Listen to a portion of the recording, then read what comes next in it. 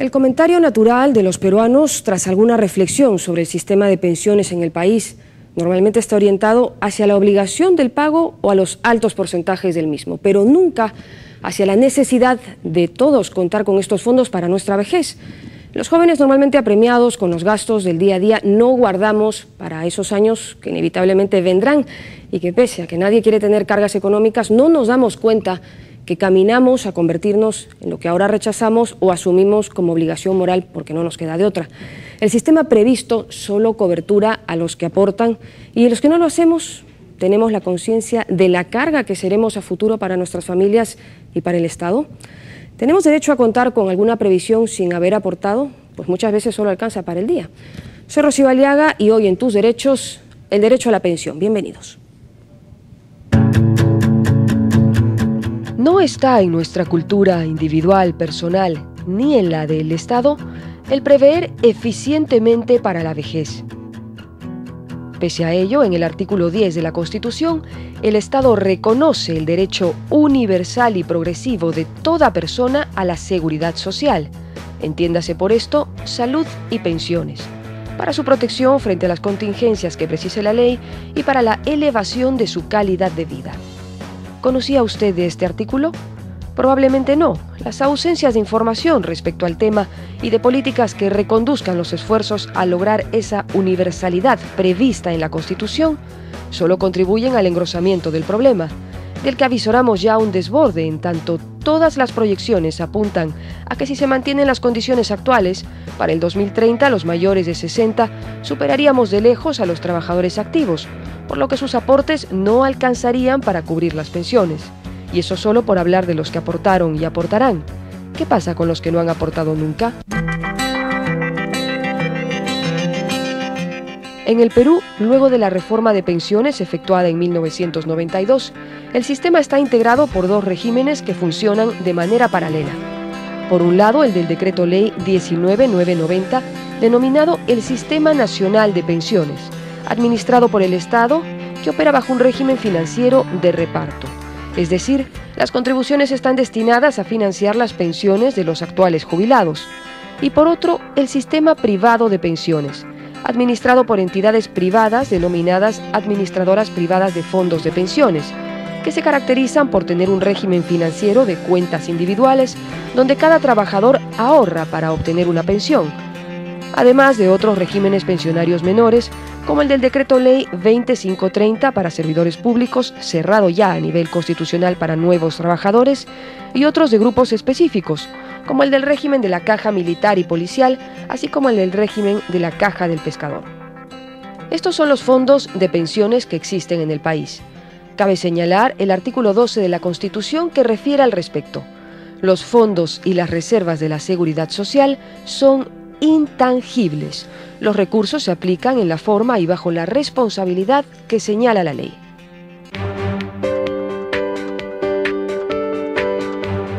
Esto es en buena cuenta lo previsto en el tema.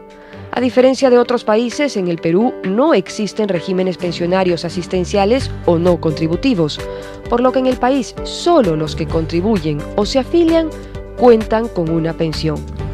¿Qué pasa entonces con los que se quedan por fuera?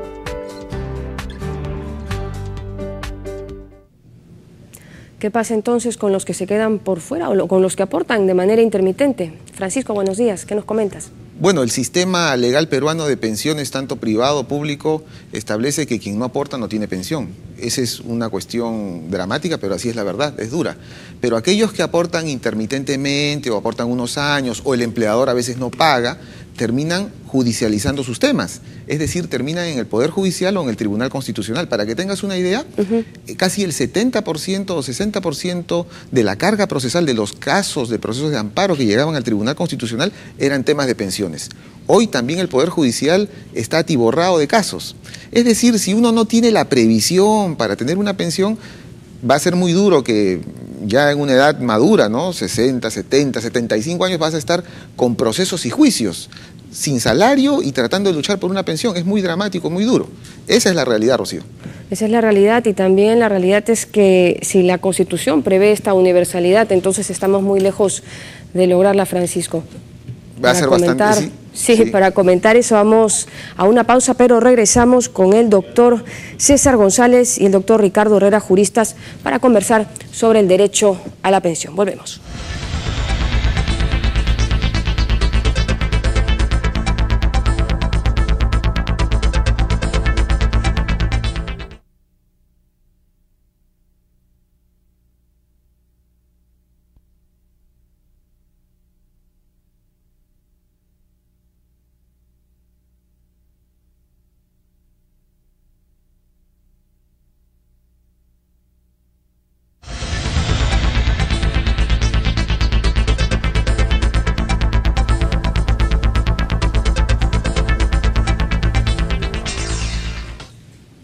Estamos ya de regreso aquí en Tus Derechos esta mañana conversando con el doctor César González y el doctor Ricardo Herrera, a quienes agradecemos, Francisco, su presencia en el programa. Buenos días.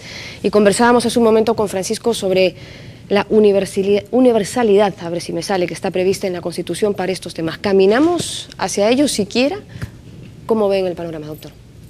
Bueno, muy buenos días. En primer lugar, habría que recordar que existe una previsión constitucional que señala que todos tenemos derecho a prestaciones de pensiones y de salud en la seguridad social. Pero en realidad no todos lo tenemos. No todos lo tenemos, y la idea es que progresivamente todos lleguemos a tener una prestación de pensiones y de salud en la seguridad social, ¿no? El estado actual de las cosas lleva a que existe un sistema contributivo. Todos conocemos, existen dos sistemas, ¿no es cierto? El sistema público administrado por la ONP y el sistema privado a través de las AFPs, que brindan pensiones a quienes son afiliados regulares de los sistemas de pensiones en el país. Este sistema alternativo y en competencia solo brinda pensiones a quienes son trabajadores o independientes afiliados voluntariamente al sistema de pensiones.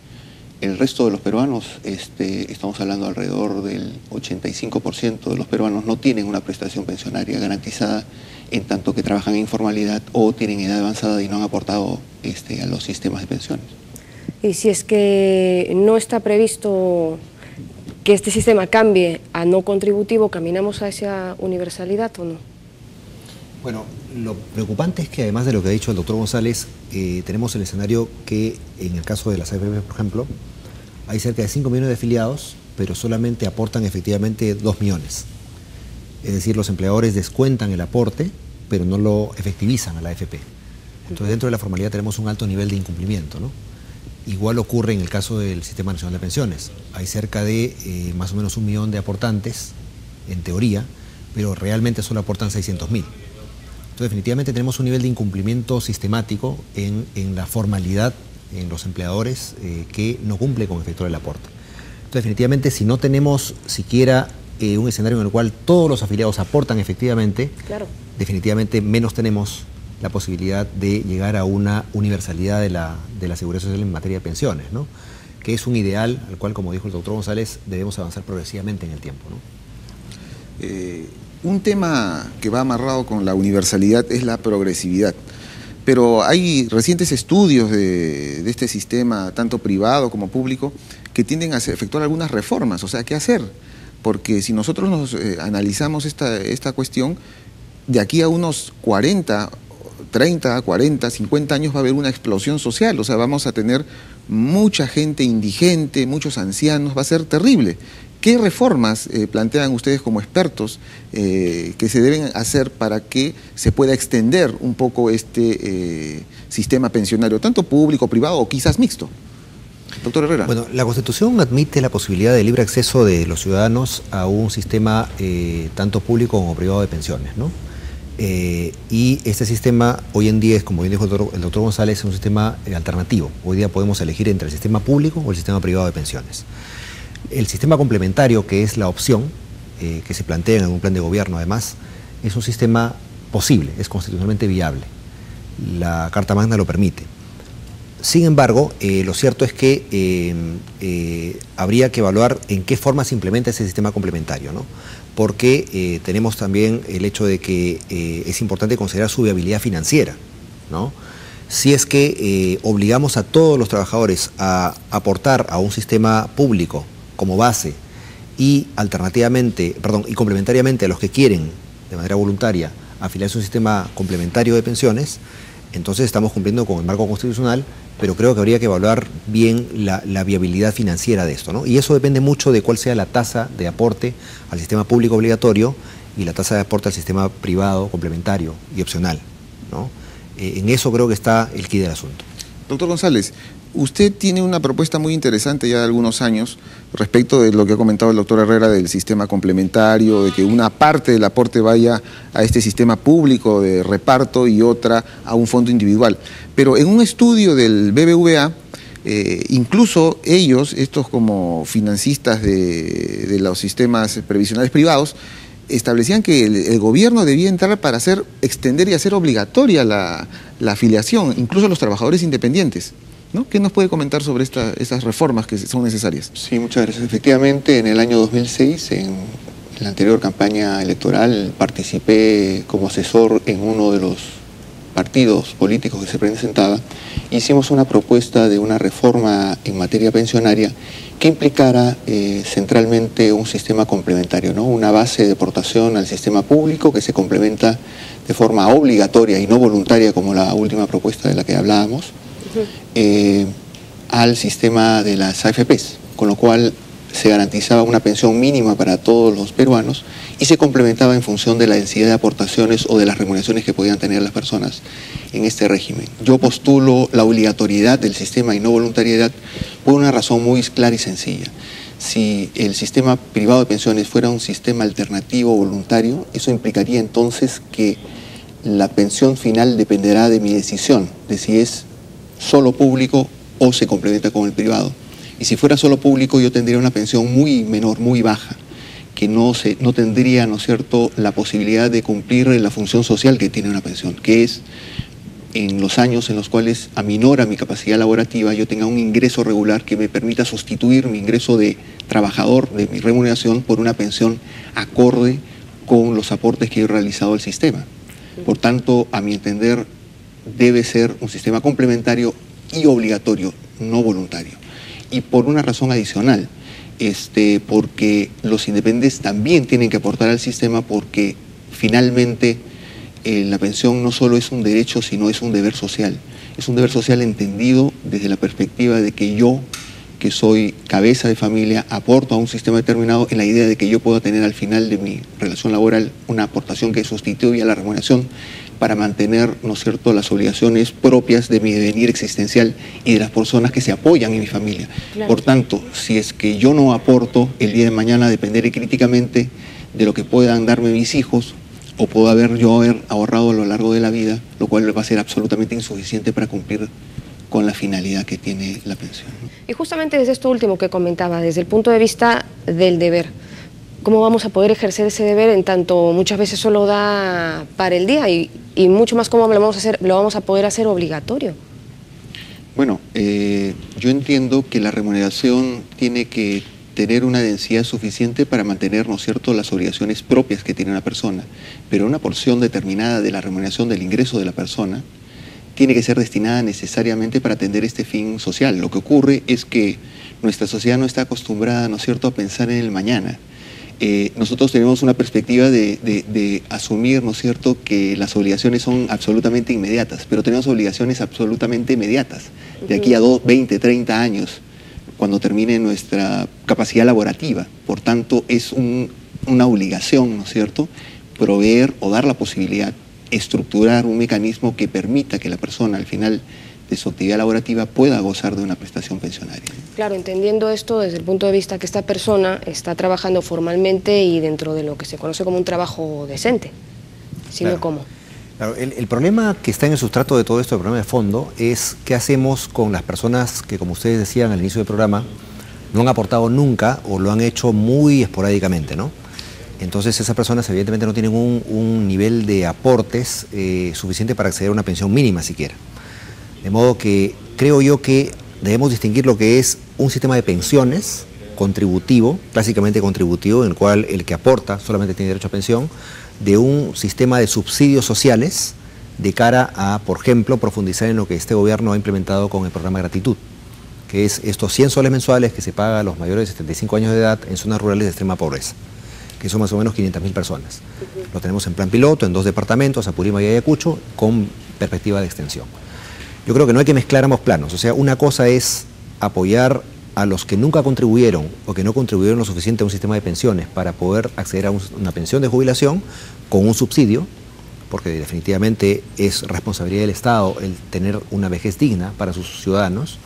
Y en segundo lugar, el sistema de pensiones, que creo que debe mantenerse en un plano de que solamente sea contributivo, ¿no? Porque en efecto no hay masa crítica suficiente para que los pocos aportantes, 3.5 o 4 millones de la PEA, de cara a los 14 millones de personas que son la población económicamente activa, hay tan poca masa crítica como para que podamos pensar en solventar realistamente con ese fondo de pensiones de esos pocos que aportan, pensiones inclusive no contributivas, o sea, pensiones de personas que nunca aportaron o que aportaron muy poco, ¿no? Asistenciales. Vamos a dejar aquí en este punto la conversación, Francisco, porque nos vamos a una pausa. Y regresamos además con una encuesta que nos va a dar un poco de luces de cómo estamos los peruanos respecto a este tema. Regresamos.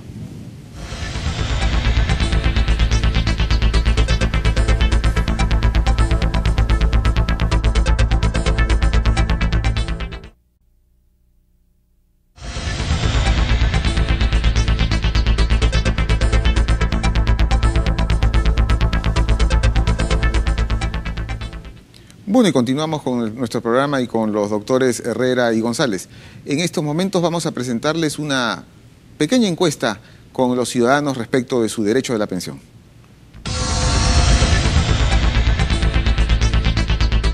No, por ahora no, a ninguno. No, porque soy libre independiente. Yo vivo de la independencia de mi trabajo mismo, de la libertad. Sí, yo aporto a ONP. Hace 40 años he aportado. No. Sí, AFP. Aporto a la ONP con 32 años y estoy recibiendo una mensualidad de 415 soles. Bueno, señorita, yo soy jubilado. Yo estoy en la AFP Horizonte. No, porque no decidí hasta ahorita. Sí, a la AFP Integra.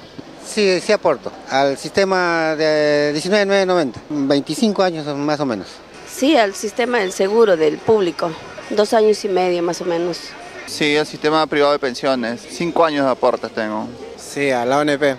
Hace 22 años. Sí, un sistema privado de pensiones. No, señorita, ninguno. Porque yo nunca he trabajado en algún, ¿cómo le puedo decir?, en dependencia de gobierno. Sí, hemos aportado. Al 19.990, 15 años habremos aportado. Sí, a la ONP y también a vivienda por más de 24 años. No estoy aportando a ningún sistema de pensiones porque no estoy laborando. No, más antes sí aportaba, hace 20 años atrás más o menos.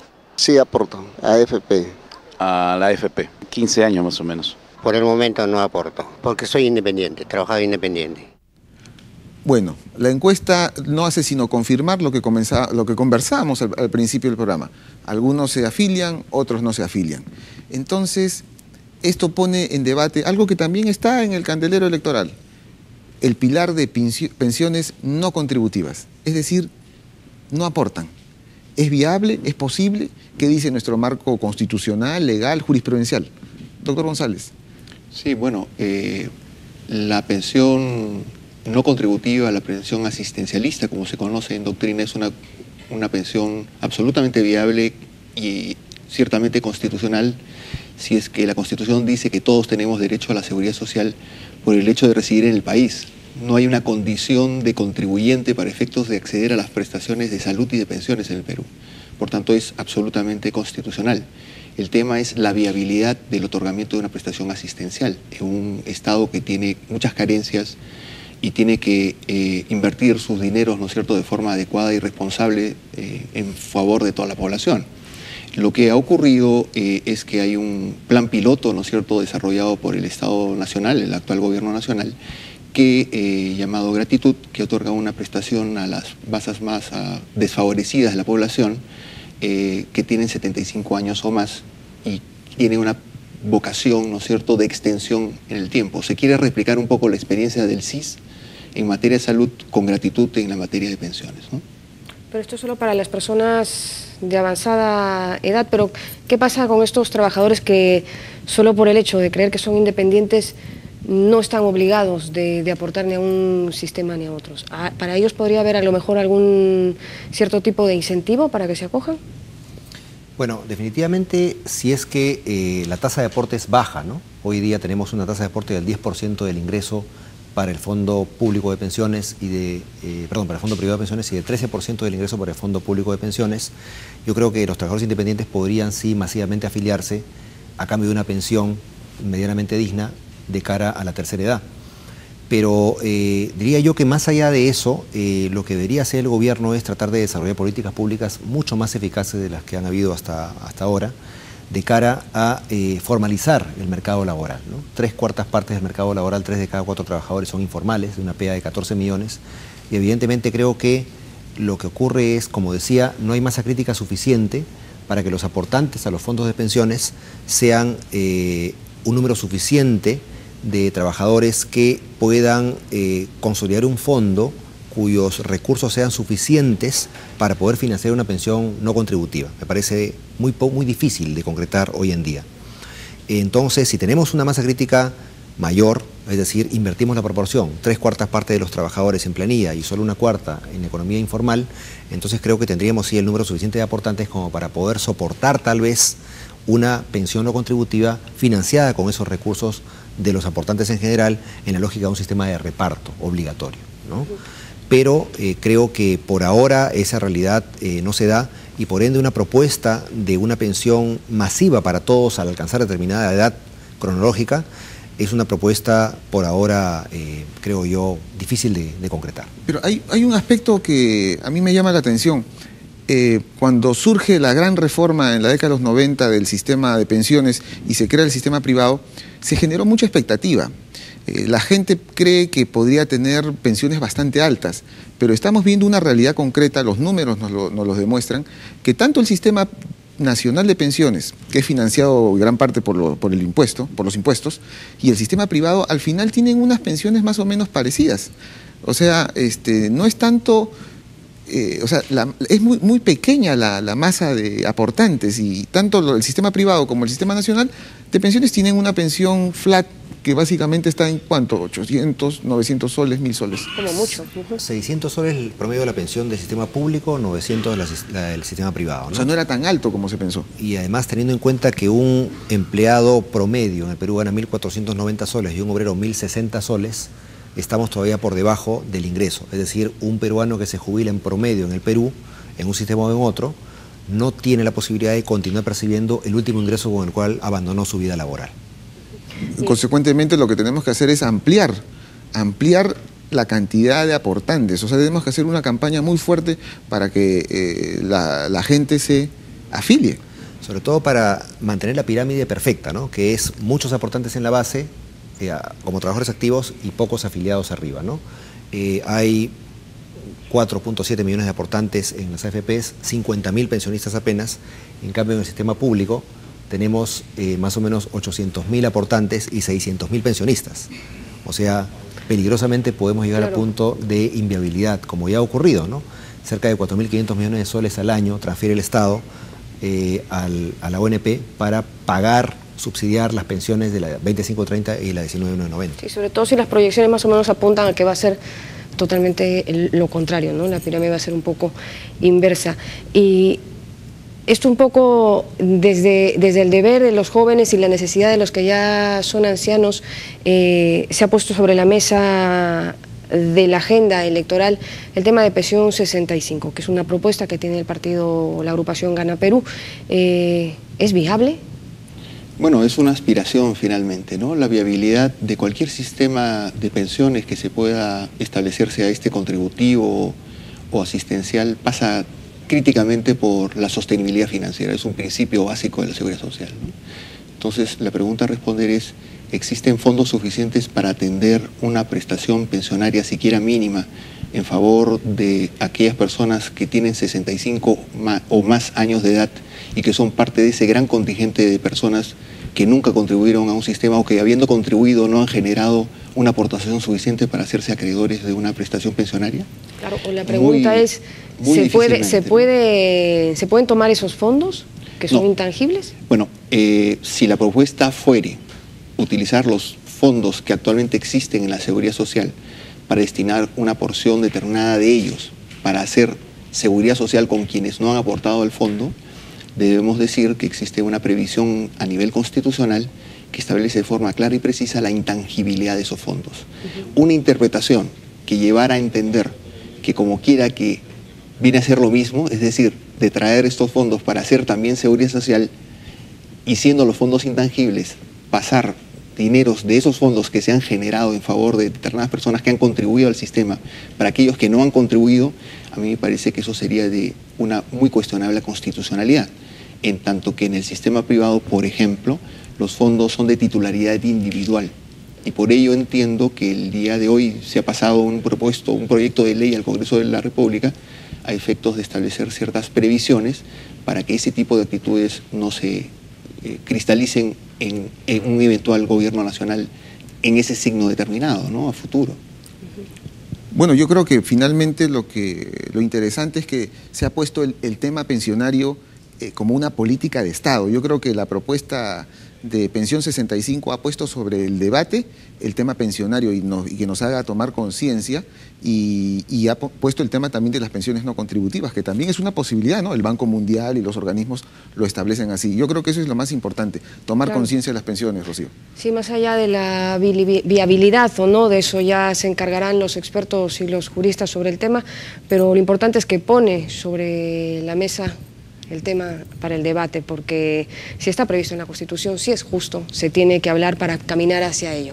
Bueno, muchas gracias por haber estado con nosotros esta mañana, esperemos haber dado mayores luces respecto a este tema y nos vamos, Francisco. Gracias. En efecto, muchas gracias. Gracias por su presencia. Nos vamos, no sin antes recordarles, amigos, nuestro correo electrónico que ustedes tienen ya en pantalla, @tvperú.gov.pe, a ver si me lo acuerdo. Ya agradecemos a todos los que ya nos están comunicando sus sugerencias. Aeli, nos reencontramos el sábado. Sí, Rocío, el próximo sábado vamos a tener un programa dedicado a la reforma constitucional. Aquí en TV Perú, mucho más que ver. Nos vemos. Chao.